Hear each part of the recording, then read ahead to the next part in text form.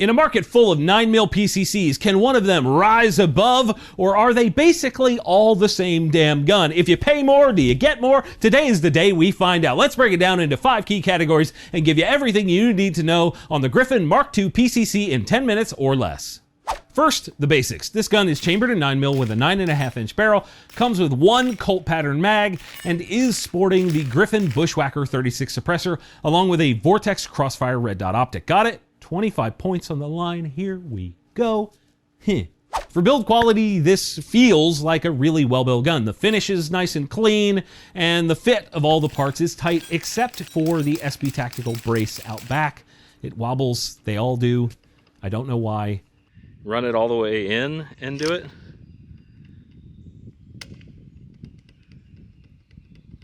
Okay, now run it all the way out.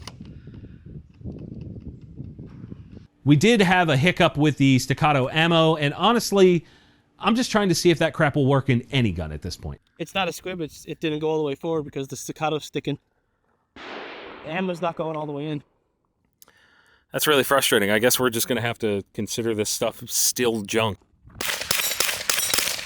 Whoa, I heard that. Little bump fire. No, that was... It's garbage. We keep trying it because I want to see if it'll work. I will not hold that against the gun. I did get a little lesson on mortaring a gun from Ben, which was kind of fun. Here's a little tip. If you're ever going to mortar something with a pistol brace, make sure you're all the way tight. Okay. Because you'll snap it up. You'll snap it here. Okay, good to know. Thanks, Ben. Our biggest issue was the mags. These Colt mags require some serious effort to load, and they have sharp feed lips, so after like 1,000 rounds, it gets pretty uncomfortable to stack mags.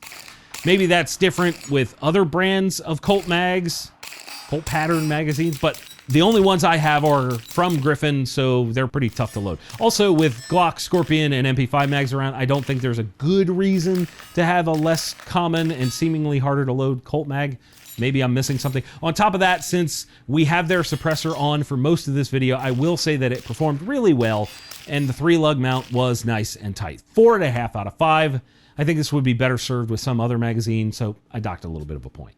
Hey, if you've ever joked about losing your guns in a boating accident, you're going to want to check out findyourboatanchor.com. I can't really say more, but I need you to go to that link. It'll be down in the description, and you will thank me later. When it comes to ergonomics, it's an AR, so everything is very familiar. It does have a nice ambi charging handle and a really well thought out and really well laid out full ambidextrous control system, which makes everything feel a little bit better. When it comes to this type of gun, this is about as good as it gets. 5 out of 5 for ergos. When it comes to features, this gun is flat out stacked. So first, it has what Griffin calls the HEDP, or High Endurance Dual Purpose Barrel. The idea is that they offer high durability and good accuracy. You'll see the results of that in the accuracy section. The barrel also has a 3-lug mount installed. The gun comes with their 2-stage adjustable trigger, which did require a little bit of adjustment out of the box, but was good overall. Then you have their snatch charging handle, which is ambi and meant for suppressor use, which is cool, helps with blowback. Then you have a suppressor optimized buffer system, dimpled takedown pins, their own grip, the SB brace, the M-LOK rail, and ours came with their brand of metal flip-up sights as well. I don't know if that's standard, but ours did come with that. Then you have the full ambi controls. It's the full package, 5 out of 5 for features. When it comes to practical accuracy, aka how accurate we can be with the gun, this thing was flat out outstanding. With the can on from a tripod at 50 yards, Ben was able to put down a group that was better than some pistols we've shot at 10 yards. So Ben off a tripod at 50 yards with a red dot, just that crossfire red dot. There's my fist for comparison. That is freaking impressive. I am not mad about that. That's the first 10 shots out of the gun. We shot 5 to 0 and then 5 at 50. That's unreal. And that was with a red dot only, not a magnified optic. Then when we shot it without the can, I was expecting the groups to maybe open up, but the group was almost identical, which is rare and speaks volumes about the way this thing is set up.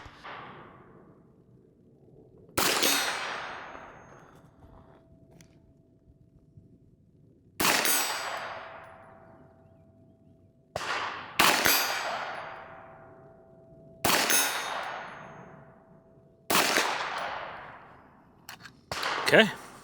I had 6 in there. Yeah, I see that. Where the first one was going to go. Okay, so without the suppressor, same ammunition, basically the same test, just no can. There's my fist for comparison. This is one of the most accurate PCCs that I've ever shot. 5 out of 5 for accuracy. Now, the value section, the great equalizer, the section that brings overpriced guns to their knees. How does the Mark II stack up with an MSRP of $1,500? That's sort of like a mid-tier price, maybe upper end for a PCC these days. And to me, for that money, this thing is bringing a ton of value. The ambi system is excellent. The accuracy was excellent. And as far as taking the Colt mag goes, that sort of starts to fade away after shooting this thing. However, there is a note in several places on their website that says they do not recommend shooting this particular model with the recessed muzzle. It's like down under the handguard. They say you shouldn't shoot it without a suppressor. So you basically kind of have to include that in the price. And with the Bushwhacker 36, that's an extra $950, which brings the real MSRP up to $2,450. And at that price, I have to be a little more critical. So just under $2,500 for a suppressed 9mm PCC with an outstanding bit of accuracy. Still pretty good value. How's about this? I'll rate it twice in this category to make everyone hopefully feel better. Somebody will get pissed no matter what. At $1,500, this is 4.5 out of 5 for value in my mind. At the higher suppressor included MSRP of $2,500-ish, I'll give it a 3.5 out of 5. That brings the total score to 24 out of 25 without the can, which puts it right on par with the best gun we've ever reviewed, the Bull Armory TAC Pro. And the full suppressor MSRP, the sort of real MSRP, lands it at 23 out of 25, and that is still flat out excellent. I was not really sure how this thing would do, but we really enjoyed it, and it's definitely one of our favorite PCCs to date.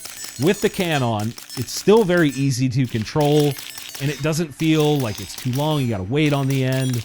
So it's pretty quiet, it's very accurate, as long as the shooter can do their part, of course. It's just an excellent score overall. If you're thinking of another gun that you'd like to see us review, put that down in the comments.